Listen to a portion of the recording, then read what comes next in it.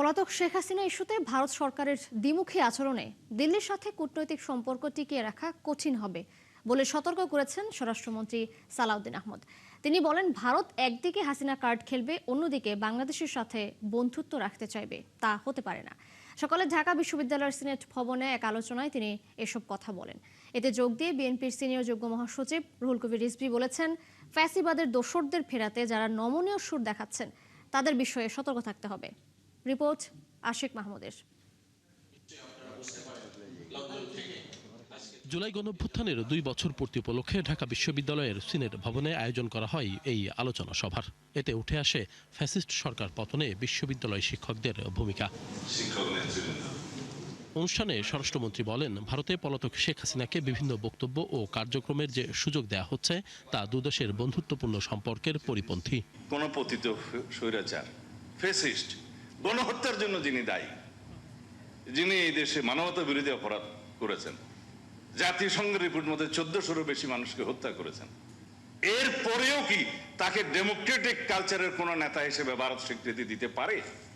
তার দিল্লিতে বসে তৎপরতা চালানোর যে অভিযোগ আমাদের বাংলাদেশের গণতান্ত্রিক কালচারের বিরুদ্ধে, গণতন্ত্রের বিরুদ্ধে, এই দেশের মানুষের বিরুদ্ধে, এই দেশে অস্থিরতা সৃষ্টির জন্য যে সমস্ত বয়ান দিয়ে যাচ্ছেন, সেটা আমাদের অভিযোগ রইল।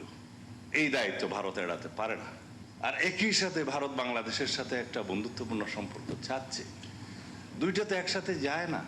দেশে আর চেতনা বিক্রির রাজনীতি চলতে দেয়া হবে না বলে সতর্ক করেন স্বরাষ্ট্রমন্ত্রী।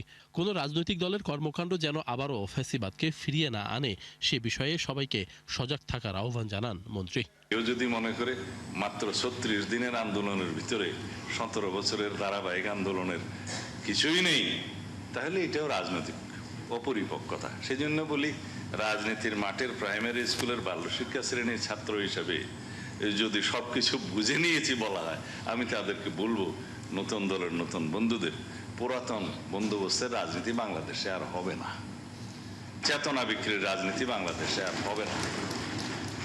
আমরা তোমাদের মধ্যে আমাদের ভবিষ্যৎ দেখতে পাই।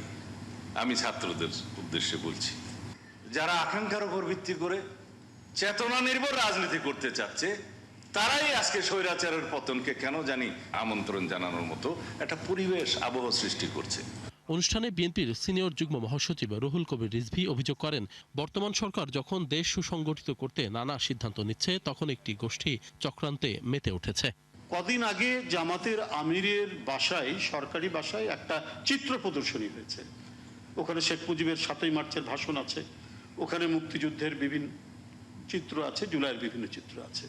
কিন্তু মুক্তিযুদ্ধের যিনি ঘোষণা দিলেন, স্বাধীনতার যিনি ঘোষণা দিলেন, তার কোনো ছবি নাই, তার কোনো কথা নাই, তার কোনো পোস্টার নাই। এটা তো খুবই তাৎপর্যপূর্ণ। ওই যে 5ই আগস্টের পর বলেছিলেন যে আমরা ভারতের সাথে সম্পর্ক গড়ে তুলব, আমরা আওয়ামী লীগকে ক্ষমা করে দেবে, কথা বলেছে, সেটার কি মানে একটা এক্সটেনশন নাকি এটা? সকল ষড়যন্ত্র প্রতিহত করে গণতন্ত্রের ভিত্তি শক্তিশালী করতে দলমত নির্বিশেষে দেশবাসীকে ঐক্যবদ্ধ থাকার আহ্বান জানান আলোচকরা। সব দলমত নির্বিশেষে তাহলে আমরা আমাদের রাষ্ট্রীয় গণতন্ত্রের বিকাশ আমরা নিশ্চিত করতে পারবো। আশিক মাহমুদ, 71, ঢাকা।